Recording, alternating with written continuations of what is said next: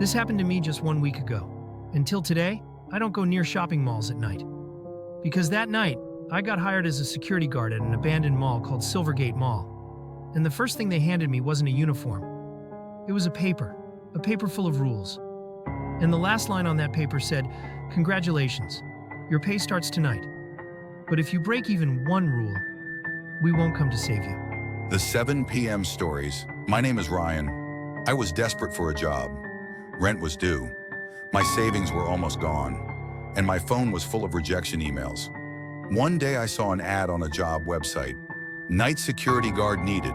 High pay. Immediate joining. High pay? Night shift? I didn't even think twice. When I reached the location, it was already dark. And bro, the mall looked dead. Not just closed, like forgotten. The huge building stood there like a monster sleeping in the rain. The neon sign was broken, flickering like a dying heartbeat. Silvergate Mall. The parking lot was empty. No cars, no people. Just rain, fog, and silence. At the glass entrance, an old man was waiting. He looked like he had worked here for years. He didn't smile. He didn't even greet me properly. He just said, "You're late." I looked at my phone. It was 10:48 p.m. I replied, "Sorry, sir. Traffic?" He cut me off instantly. Rules first. He took me inside. The mall was pitch dark, except a few emergency lights. I could smell dust, rotten carpets, and something else. Something like wet metal. He walked me to a small security room.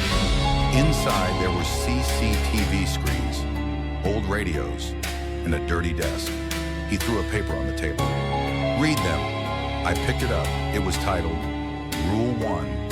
If you hear footsteps on the floor above you, but the escalator is off, do not go up. Rule 2. At exactly 1:11 a.m., the food court lights will turn on by themselves. Do not look at the tables. Rule 3. If you see someone holding a balloon near the elevator, press the emergency button and close your eyes until it stops. My eyes widened. I laughed nervously. "This is a joke, right?" The old man didn't laugh. His face stayed stone. He leaned close and said softly, "It's not a joke. Those rules are keeping you alive." My heartbeat became fast. Then he pointed at the CCTV screens. "You will not leave this room unless absolutely necessary. If anything feels wrong, follow the rules." I swallowed. And then, he said the line that gave me chills. "Congratulations. Your pay starts tonight." Then he walked out, and he locked the security room from outside. At first, everything looked normal. The CCTV screen showed empty hallways, dark stores, silent corridors. The mall felt dead, but not dangerous. I sat there with my coffee, trying to stay awake. 12:30 a.m. Nothing happened, but the silence was the scariest part. Then suddenly, tick, tick, a sound started, like footsteps. I looked at the CCTV. One screen showed the escalator area. The escalator was off, complete darkness above. But something moved on the upper floor. It was not clear, just a faint shadow.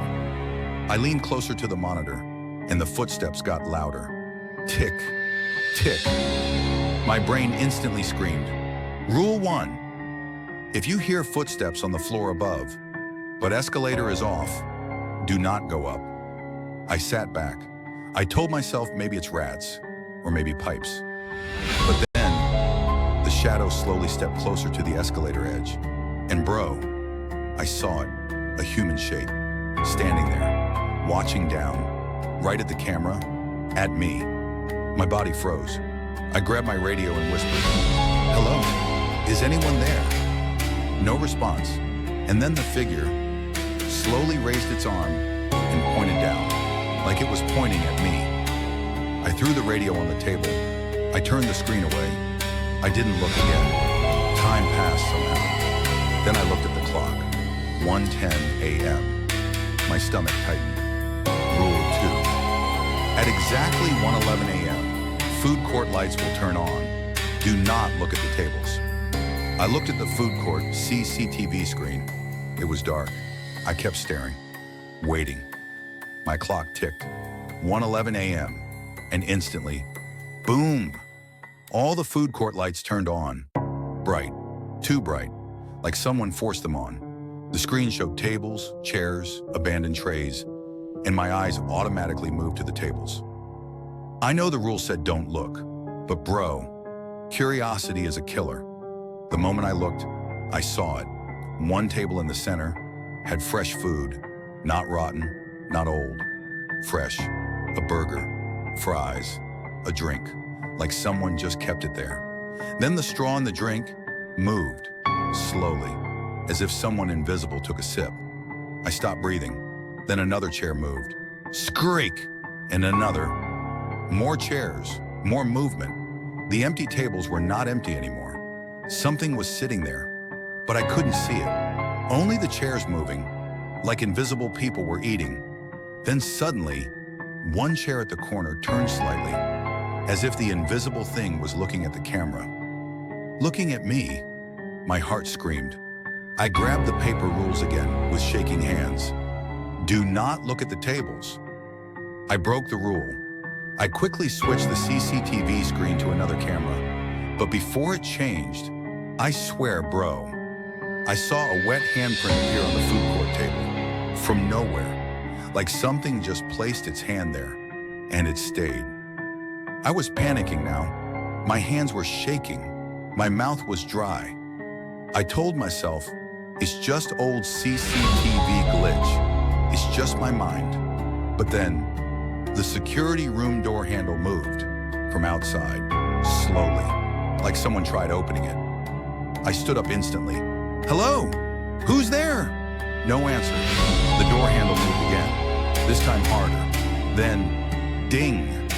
A soft bell sound echoed in the hallway outside, like elevator bell. My eyes went to the elevator's CCTV screen, and my blood turned cold. The elevator doors were half open, pitch black inside, and in front of it, something stood, a silhouette, not clear, but tall, still, not moving.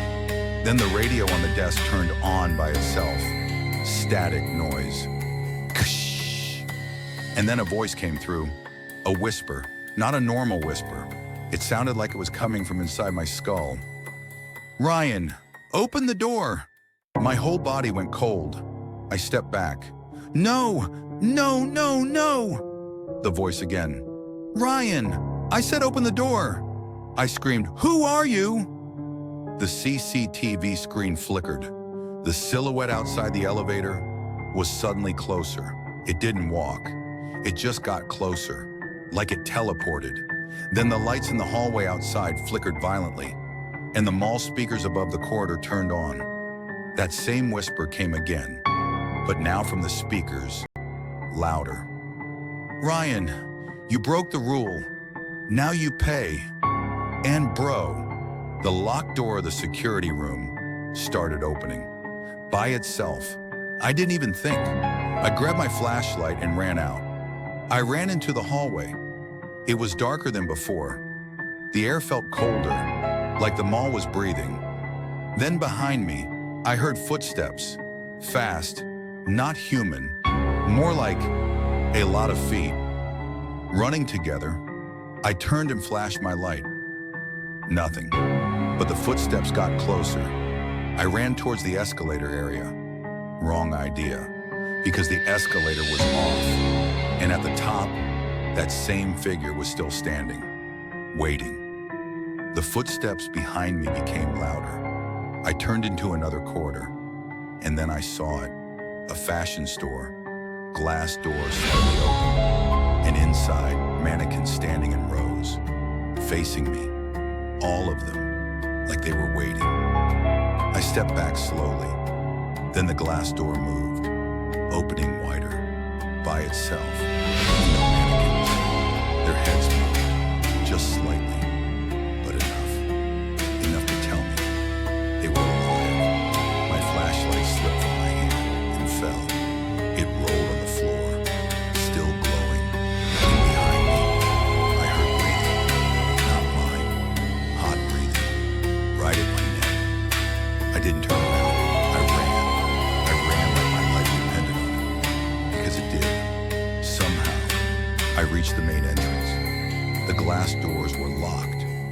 course, I hit them hard. Open! Please open! The mall lights flickered again, and every CCTV camera turned towards me, like the whole mall was watching. The speakers whispered, "Too late." Then, I saw the old man standing outside, in the rain, watching me calmly. I screamed, "Open the door!" He didn't move. He just lifted his hand and showed me the same paper, the rules. Then he pointed at the last line. I had missed it. The last line said, "If you break the rules, you become part of the mall." My eyes went wide. Behind me, the footsteps returned. Fast, too fast. And then the lights went out completely. Everything became black. I couldn't see anything. Only one thing was visible, my fallen flashlight on the floor, still glowing. And in that faint light, I saw shadowy shapes surrounding me. Hundreds, like the invisible people from the food court. But now, they weren't invisible anymore. They were looking at me, and bro, they were smiling. Then the mall speaker said one final thing. "Congratulations, your shift has started forever." And that's why I'm telling you this. If you ever see a job offer with high pay and strange rules, don't ignore them, because some jobs are not meant for humans. If you like this story, hit the like button, subscribe, and comment, "Mall Shift," and I'll bring the next part. Because trust me, Silvergate Mall is still open, but not for customers, for souls.